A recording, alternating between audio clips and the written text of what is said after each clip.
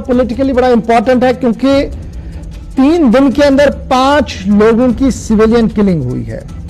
और जब ये सिविलियन किलिंग हुई है तो जम्मू कश्मीर पर केंद्र की तरफ से जो बयानात दिए गए हैं कि जम्मू कश्मीर के अंदर हालात को बेहतर बनाया गया है, अलगाव और आतंकवाद पर लगाम कसी गई है, उस पर बड़े सवाल उठ रहे हैं और विपक्ष की तरफ से लगाए जा रहे हैं बड़े सवाल और कहा जा रहा है कि हालात इतने ज्यादा अब खराब हो रहे हैं शहर श्रीनगर के अंदर कि कोई भी गारंटी न दे सकता है और ना ही ले सकता है, नंबर 1। और नंबर 2, जब ये पूरा मामला चल रहा है तो आज हमने क्या कुछ देखा कि सिक्योरिटी को काफी हाई अलर्ट पर देखा, जगह जगह पर फ्रिस्किंग और चेकिंग भी चल रही थी। ताहम पुलिस के मुताबिक इस पूरे शूट आउट के दौरान श्रीनगर पुलिस के मुताबिक कई अहम सुराग जो है वो मिले हैं और बहुत जल्द कातिल तक पकड़ा जाएगा।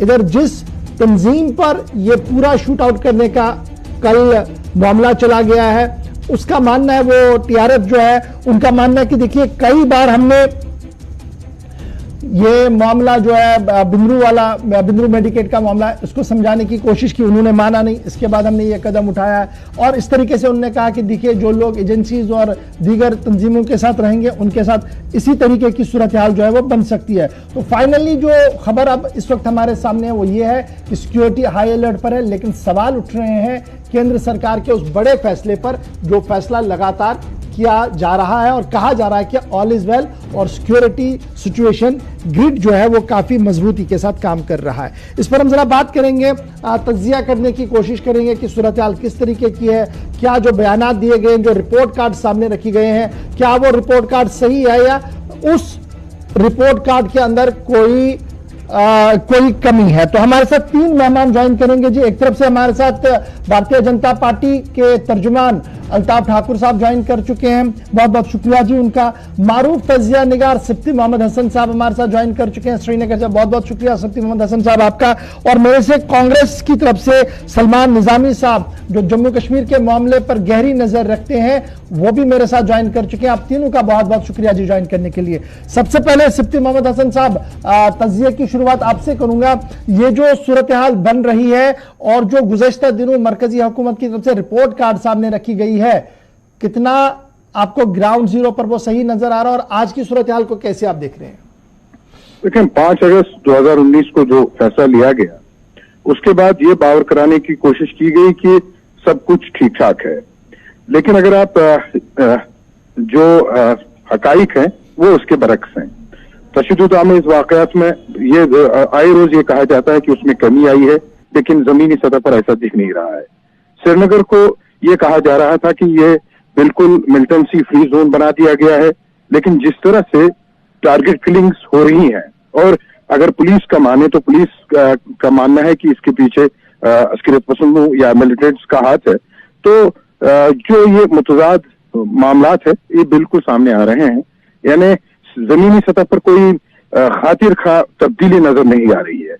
देखें काफी कोशिशें हुई है, यानी अगर आप ये देखें कि जिस तरह से भी अलगाववाद हो उसको यानी उस पर लगाम कसने की बातें की गई है, लेकिन क्या इसमें कामयाबी हासिल हुई है, ये एक बड़ा सवाल मेरे ख्याल से इंतजामिया के सामने है।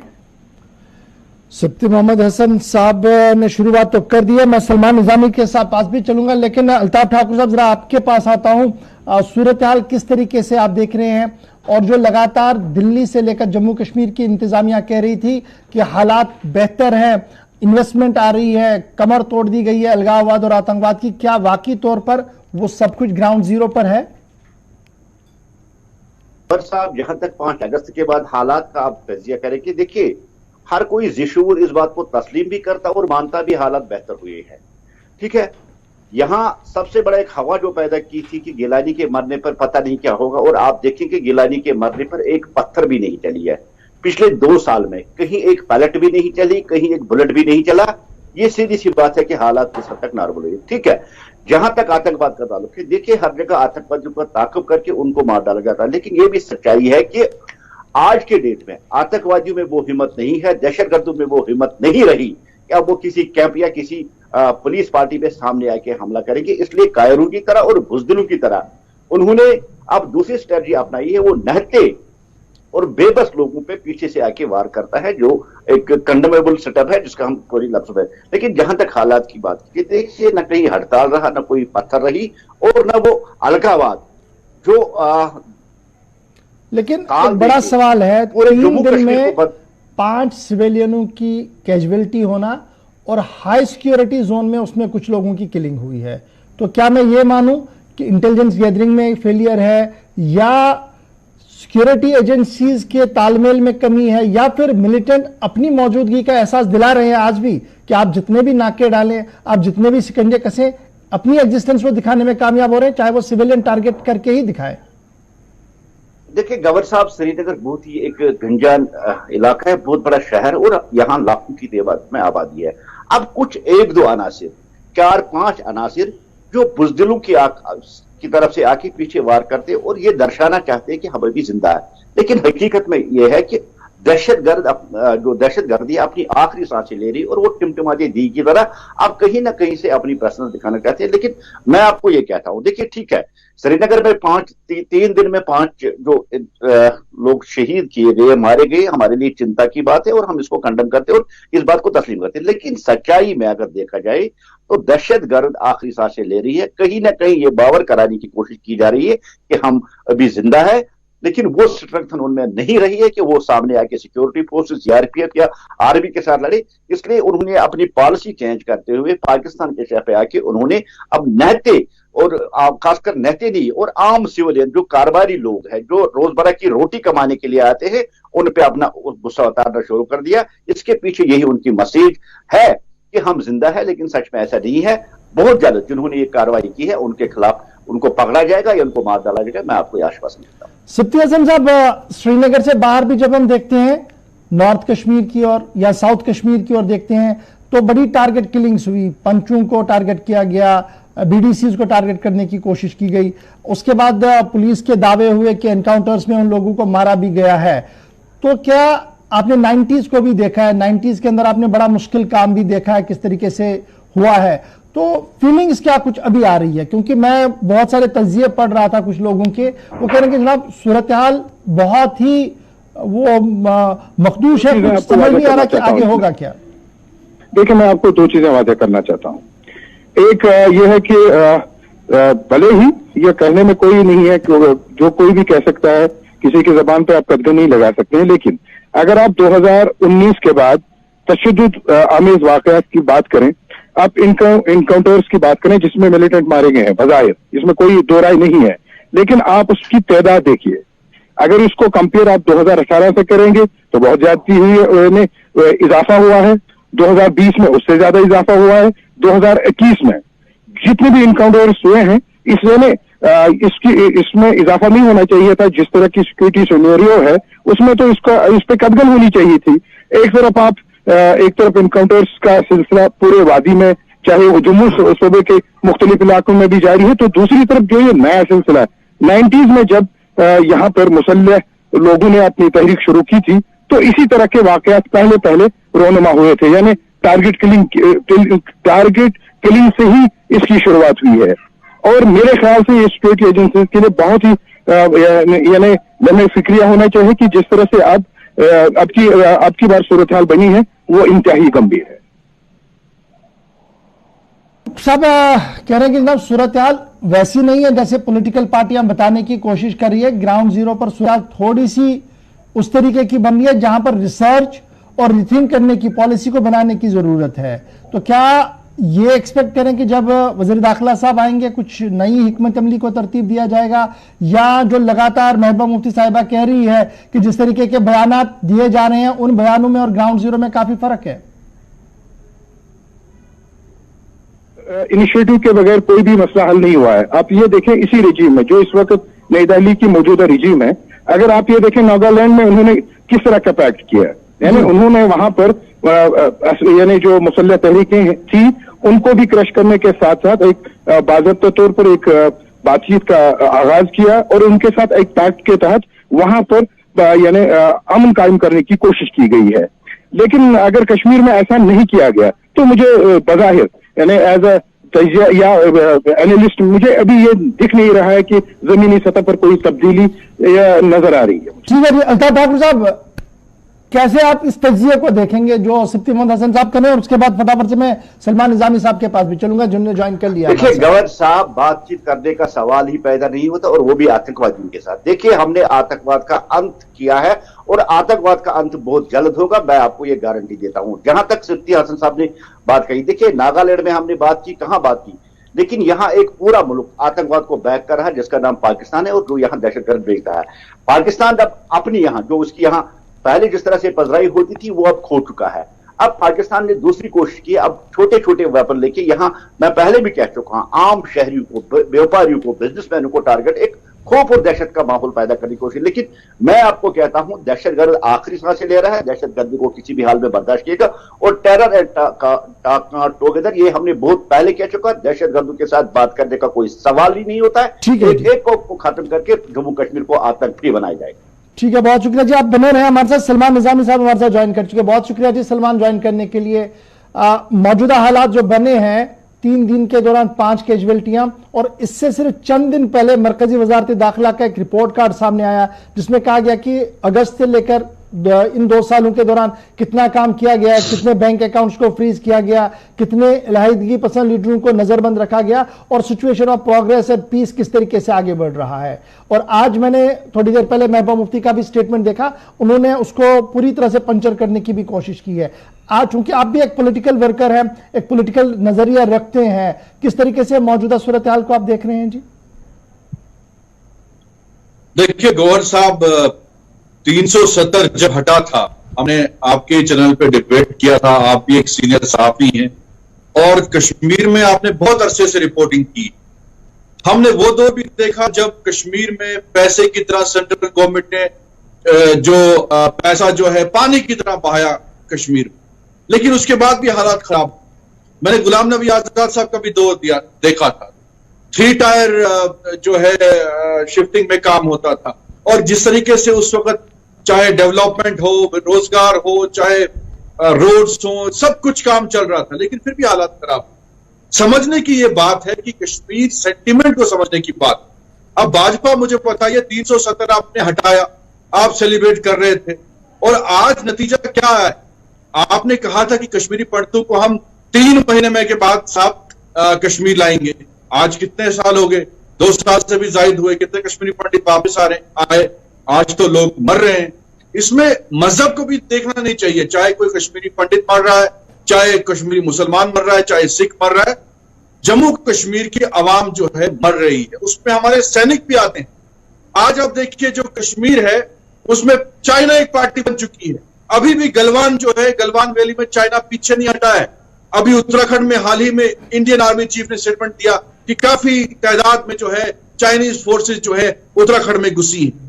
और आपने क्या किया कश्मीर में? आपने क्या रोजगार दिया? आप कहते थे कश्मीर में आतंकवाद जो है खत्म हो जाएगा, आपने रोजगार भी नहीं दिया, हमारी स्टेट छीन ली। वहां आप कहते हैं, बहुत सेलिब्रेट कर रहे हैं कि भाई पत्थर खत्म हुए। पत्थर तो खत्म हुए, लेकिन गोलियां चल रही हैं। आज श्रीनगर में आप सेफ नहीं है। जो बिंदु साहब है, मैं जाती उनको जानता हूं, बहुत ही निहायती शरीफ। हर कश्मीरी आज दुखी है, कोई भी जश्न नहीं मना रहा है। और जो नैरेटिव ये फैलाया जा रहा है कि भाई इसमें एक कम्युनिटी इन्वॉल्व है, जो ये भाजपा के लोग हैं, जो इन्होंने प्रॉक्सीज वहां खड़े किए हैं, वो मफाद परस्त लोग हैं, चाहे उसमें कोई भी नई पार्टी जो बना है। मैं स्पेसिफिक इस पर रहना चाहता हूँ। पॉलिटिक्स ठीक है जी, लेकिन बड़ा सवाल है, आप कह रहे हैं कि देखिए जो पॉलिसीज अडॉप्ट की गई गवर्नमेंट ऑफ इंडिया की तरफ, उससे पत्थर तो कम हुए हैं, लेकिन पत्थर की जगह बंदूक ने लिए और छोटे हथियारों ने लिए।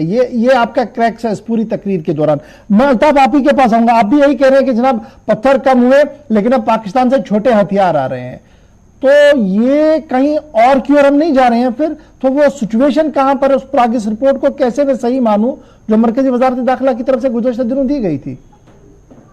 देखिए गवर्नर साहब, बम, गोलियां या पत्थर की आप बात करें, देखिए कम से कम शुक्र इस बात का तो करें कि सलमान निजामी साहब खुद एक्सेप्ट कर रहे हैं, पत्थर कम हुई, हड़तालें कम हुई, और जो धरनाएं यहां होती थी रोज वो कम हुई।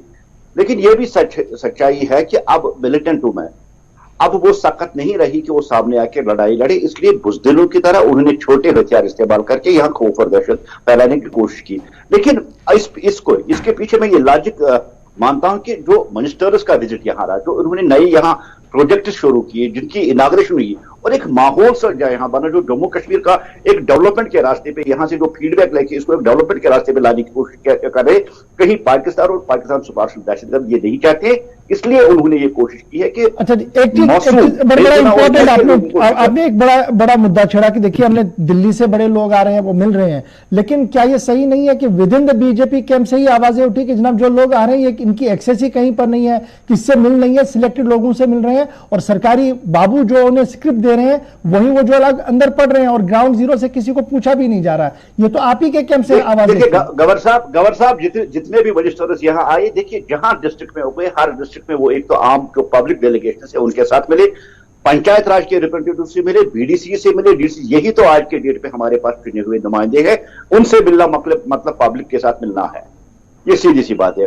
और जहां जहां भी मिनिस्टर गए वो कुछ देके गए और कुछ यहां से फीडबैक लेके गए, ताकि जम्मू कश्मीर की जो आगे वाली जो नीति होगी, जो पॉलिसी होगी, उस बेस पे वो बनाई जाएगी, वो अन्य प्रधानमंत्री के वहां समक्ष पेश की जाएगी और जम्मू कश्मीर को एक खाका खींचा गया कि किस तरह से जम्मू कश्मीर में आगे काम की जाए। और जहां तक देखिए आतंकवादियों को इसी वजह से फ्रस्ट्रेशन आई है, बौखलाहट का शिकार आ गए हैं कि जो मिनिस्टरों को यहाँ रेस्पॉन्स लोगों में मिला है, जिस तरह से लोग यहाँ उनसे मिले हैं, यही वजह है कि फ्रस्ट्रेशन का वो अब आम मौसम लोगों को उसका शिकार बना। तो सलमान, क्या मैं ये मानूं कि जो अल्ताफ ठाकुर साहब कह रहे हैं कि देखिए जिस तरीके से पीस प्रोसेस बढ़ रहा है, डेवलपमेंट के एस्पेक्ट्स को खोला जा रहा है, मिनिस्टर्स की एक्सेस ग्राउंड जीरो पर हो रही है, उससे खौफजदा मिलिटेंसी है और मिलिटेंट उससे खौफजदा होकर अब सिविलियन टारगेट कर रहा है। क्या इस नैरेटिव को सही माना जाए?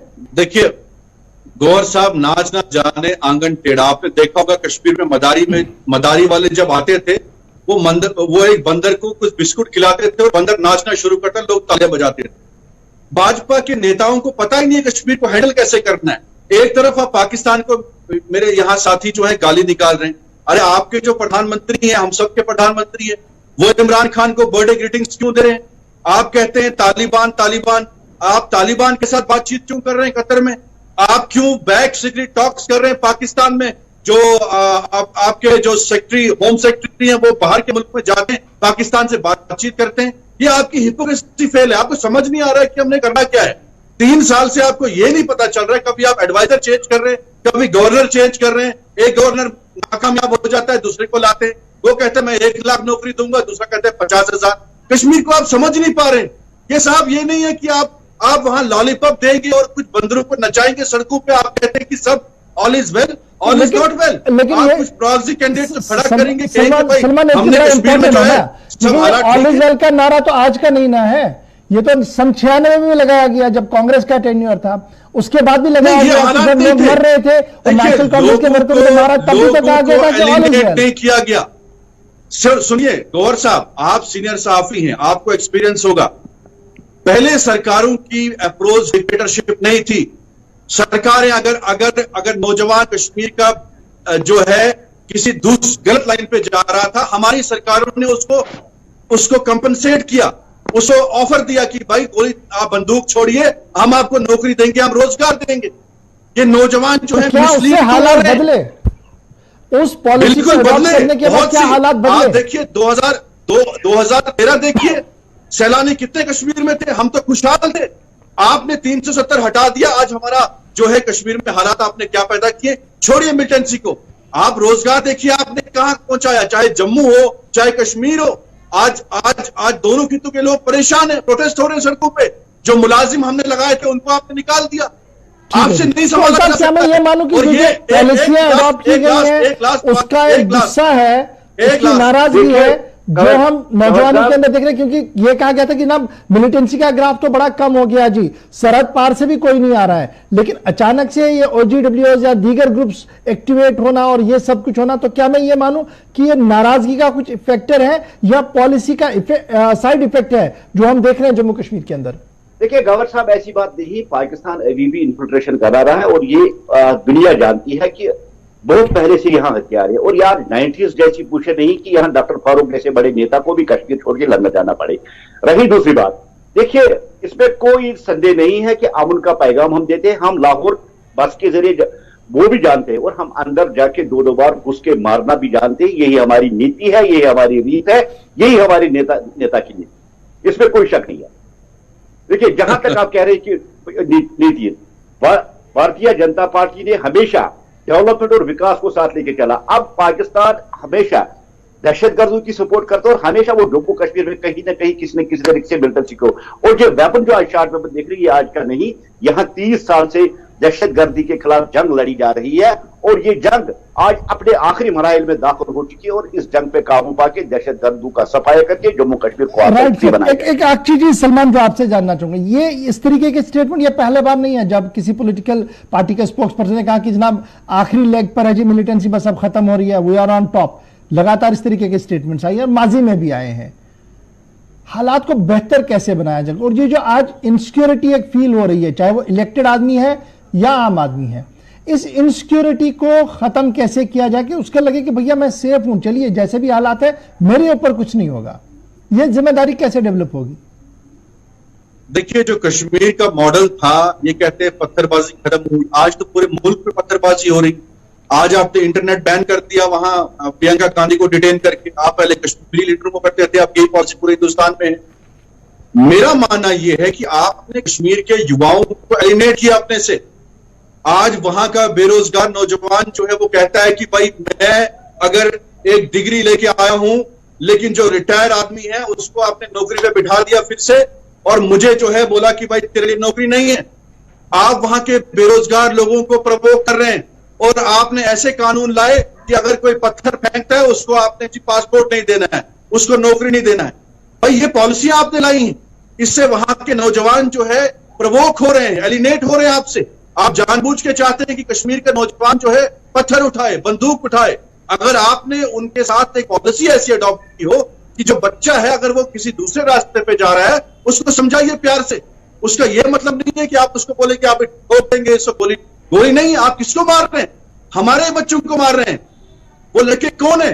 तो आपका ये मानना है कि आयरन हैंड वाला मामला है, इसको हमने मोल्ड करना होगा और हमने ये देखना होगा कि रास्ते कैसे खोले जाए ताकि ये जो लेफ्ट राइट पर है कोई उसको भी वापस पटरी पर लाया जाए, लेकिन एक पॉलिसी को लेकर पॉजिटिव अप्रोच, डिक्टेटरशिप नहीं। डिक्टेटरशिप से लास्ट के मिनट ठाकुर साहब लगातार ये कह रहे हैं कि डिक्टेटरशिप है जी, मैं इसकी बात से तो तायद नहीं करूंगा, लेकिन ये बताइएगा क्या पॉलिसी में कोई शिफ्ट हो सकता है आज के दिन में? क्योंकि ये सिर्फ सलमान की बात नहीं, मैंने कंटिन्यूसली बहुत सारे लोगों से बात की, उनका मानना है कि देखिए अप्रोच को थोड़ा सा हमने और सॉफ्टन करना होगा। ये जो ब्यूरोक्रेटिक अप्रोच अडॉप्ट किया गया है इससे एलिनेशन बहुत सारे लोगों को है, जम्मू में भी है, कश्मीर में भी है।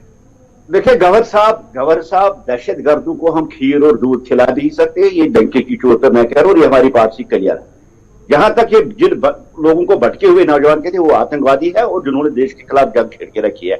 जहां तक सख्ती की बात की, देखिए हमने सख्ती की, हम मानते हैं, मैं मानता हूं, हम मानते हैं हमने सख्ती की, लेकिन 2 सालों में एक पलट क्या, एक पलट भी कहीं नहीं चला, एक पत्थर नहीं चला और एक नौजवान शेख मरा नहीं है। फिर हमारी पॉलिसी का नतीजा फिर सरेंडर मिलिटेंट्स आपके पार्टी में क्यों इलेक्शन लड़ते हैं? बाप को सरेंडर मिलिटेंट्स को क्यों आप इलेक्शन लड़वाते हैं? कंधे पे वो भी तो आतंकवादी थे, नहीं उठाने देंगे। उनको क्यों आपने अपनी पार्टी में लाया? हम दूध और आप क्यों उनके साथ हाथ मिलाते हैं? तो सेपरेटिस्ट के साथ जिस लैंग्वेज आपने सजाद लोधी के साथ हाथ क्यों मिलाया? आपने महबूबा मुफ्ती के साथ क्यों हाथ मिलाया? ये आपकी चलने वाली नहीं है। आपने कश्मीर को बर्बाद किया है और 2-2.5 साल में कुछ आप हासिल नहीं कर पाए। चलिए बहुत बहुत शुक्रिया ठाकुर साहब, सलमान निजामी साहब और सिप्ती मोहम्मद हसन साहब, आप तीनों का बहुत बहुत शुक्रिया जी। चूंकि हालात ऐसे हैं जी, जम्मू कश्मीर पर जितनी भी आप बात करेंगे बहुत कम है, लेकिन जब बात जम्मू कश्मीर की हो रही है और सिविलियन कैजुअलिटीज की हो तो जम्मू में भी इसका इफेक्ट आज देखने को मिला। जम्मू के अंदर कई लोगों की तरफ से, कश्मीरी पंडित ग्रुप्स की तरफ से एहतजाज किया गया और एहतजाज के दौरान हुकूमत से मुतालबा किया गया कि सख्ती के साथ उन लोगों के साथ पेश आया जाए जो लोग इस तरीके की कार्रवाई करते हैं।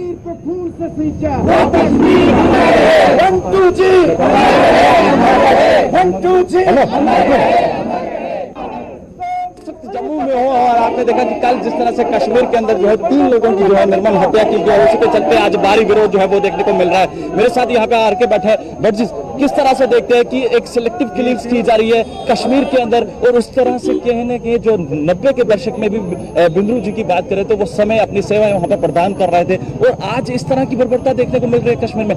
एक तरफ सरकार, केंद्र सरकार कहती है कि वहां पर सुरक्षा प्रदान की जा रही है, कश्मीरियों को वहां पर बसाया जाएगा, तो किस तरह से देखते हैं इन सब चीजों को? ये साफ दर्शाता है, इससे 2-3 चीजें सामने उभर के आती है। एक, 89-90 के हालात भी इसी तरह से सिलेक्टिव किलिंग से शुरू हुआ था, तभी हमें रात के अंधेरे में भागना पड़ा। आज उन लोगों को ये जवाब है जो अक्सर कहा करते हैं कि जगमोहन ने कश्मीरी पंडित को निकाला। कल का बिंद्रू साहब कश्मीर में तो रह रहा था, वो तो हमारी तरफ डिस्प्लेसड नहीं था, आज उसको क्यों मारा गया? ये साफ दर्शाता है कि भारत सरकार का अभी जो क्रिएट किया गया डिस्ट्रेस सेल का पोर्टल हुआ, जिसके अंदर एनक्रोचमेंट हो गई है, काफी जमीन को हड़पा गया, वो साफ दर्शाता है कि उनकी मंशा है दोबारा से हमें तंग करना, फियर साइकोसिस क्रिएट करना, ताकि पंडित दोबारा से वापस आने की बात न करे। नहीं तो पिछले 10 साल से नौजवानों ने एक इनिशिएटिव लिया था, कश्मीर जाके हम मंदिर रिपेयर कर रहे थे, मंदिरों में जाते थे, हमारे एम्प्लॉइज वहां पे काम करे, और काफी सारे लेबर तबके के लोग राजस्थान, बिहार और यूपी से आते थे। आज उनकी जिम्मेदारी लेना भारत सरकार की जिम्मेदारी है, किसी के साथ दोबारा अनसाइंटूवर्ड न हो। और कश्मीर के ये जो हालात बार बार ऐसे दोबारा फ्लेक्सिबल होते जा रहे हैं, इसके पीछे जो पाकिस्तान स्पॉन्सर्ड टेररिज्म है, जब तक उसकी रीढ़ की हड्डी को आप नहीं तोड़ेंगे, ये हालात पुरअमन होने वाले नहीं है। और आज मैं उन लोगों को मैसेज देना चाहता हूं जो हमें डरका रहे हैं, धमका रहे हैं ऐसे वारदातों से, कि कश्मीरी पंडित नौजवान अब डरने वाला नहीं है। कश्मीर हमारा था, कश्मीर हमारा है और कश्मीर हमारा रहेगा, लेकिन कश्मीर का पंडित बलि का बकरा नहीं बनेगा, नहीं बनेगा, बलि का बकरा नहीं बनेगा, नहीं बनेगा। एक आखिरी सवाल रहेगा, क्या लगता है कि जिस तरह से सिलेक्टिव किलिंग्स की जा रही हैं, जिस तरह से एक सरकार का ये कहना है कि कश्मीरी पंडित को वहां पर बसाना है, तो क्या लगता है कि जो केंद्र सरकार लगातार आश्वासन दे रही है और लगातार गवर्नर साहब भी यही कह रहे हैं कहीं ना कहीं कश्मीरियों के लिए जो है एक पॉलिसी तैयार की जा रही है, किस तरह से देखते हैं कि इस पॉलिसी में आप वहां पर जाना सुरक्षित अपने आप को समझते हैं? जो मैं आपसे बात कहूंगा ना, ये मैं इमोशंस में नहीं कह रहा हूं, मैं पहले से 15 साल से ये कहते आ रहा हूं, कश्मीर के हालातों के लिए जब तक कश्मीरी पंडित को एक पार्टी नहीं बनाया जाएगा भारत सरकार की तरफ से, मेरी बात ध्यान से सुनिएगा, तब तक कश्मीर वैली के हालात कभी ठीक नहीं होंगे। मैंने पहले से मांग रखी कि अमित शाह जी गृह मंत्री के अंडर एक एपेक्स कमेटी बननी चाहिए, जिसके मेंबर माइनॉरिटी कम्युनिटी के लोग रहेंगे, ताकि आपको हम एक रियल सेंस में कश्मीर का फीडबैक देंगे कि कश्मीर के हालात कैसे पुरअमन हो सकते हैं। मैं ये मानता हूं कि सारे के सारे कश्मीर वैली में लोग इन लोगों के साथ नहीं है, एक गिना चुना तबका है, उनकी रीढ़ की हड्डी जो पाकिस्तान में जिंदा है, आप उसको तोड़िए, कश्मीर के हालात जरूर ठीक होंगे। मोदी जी, जो वर्ल्ड में आप अपना विल पावर शो कर रहे हैं, वो विल पावर समय आ गया, कश्मीर वैली के अंदर आप प्रूव करिए, और कश्मीर वैली के अंदर कश्मीरी पंडित जरूर जाएगा, दुनिया की कोई ताकत उसको जाने से नहीं रोकेगी। साफ तौर पर आप देख सकते हैं कि जम्मू में उन्होंने साफ तौर पर कह दिया गया है कि बाद मुझसे बातचीत कर रहा था, और जिनका साफ तौर पर यह कहना है कि कहीं ना कहीं इन आतंकियों की जो है जो रीढ़ की हड्डी है, इनको तोड़ा जाए, पाकिस्तान को एक्सपोज किया जाए, और पाकिस्तान। चलिए जी, ये तो बात थी जनाब जम्मू की, लेकिन श्रीनगर के अंदर बिंद्रू की बेटी भी आज सामने आई, यानी मरहूम उस आदमी की बेटी सामने आई जो लगातार जम्मू कश्मीर के अंदर रहा, कश्मीर के अंदर रहा, लेकिन आज जिन अल्फाज के साथ उन्होंने बाप को याद किया और ये कहा कि वो यहीं पर रुकेंगे, वो काबिल तारीफ था। क्योंकि आज ये पूरा मामला उस वक्त सामने आया जब डॉक्टर फारूक अब्दुल्ला समेत कई लीडर वहां पर आए और उन्होंने ताजियत की और उनसे बातचीत भी की, और बातचीत के दौरान उन्होंने बड़ी चीजें जो है वो बताई। क्या कुछ हुआ है वहां पर, जरा देख लीजिएगा। I'm an associate professor. I've started from zero level. My father started from a bicycle. My brother, he's a famous diabetologist. My mother, she sits on the shop, a female lady. That is what Makhanlal Bindru made us. A Kashmiri Pandit, he will never die. You can just kill the body. And I, being a Hindu, I have read Quran.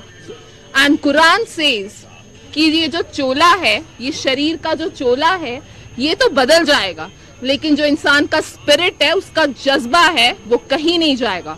Makhanlal Bindru will be alive in the spirit. And Mr. who shot my father dead while he was working, If you have the guts and courage, come in front and have a debate. Have a face-to-face debate with us. Then we'll see what you are. जब एक word भी बोलना नहीं आएगा ना, एह करके ऐसे बैठ जाओगे ना, तब समझ आएगा सिर्फ पत्थर ही मार सकते हो और पीछे से गोलियां ही चला सकते हो तुम लोग। क्या करोगे? एक शरीर उड़ा दिया ना तुमने। उस शरीर ने जिनको पैदा किया है ना, वो मैं हूं। ये हूं मैं, मेरे बाप की बेटी। आजा साहब। चलिए जी।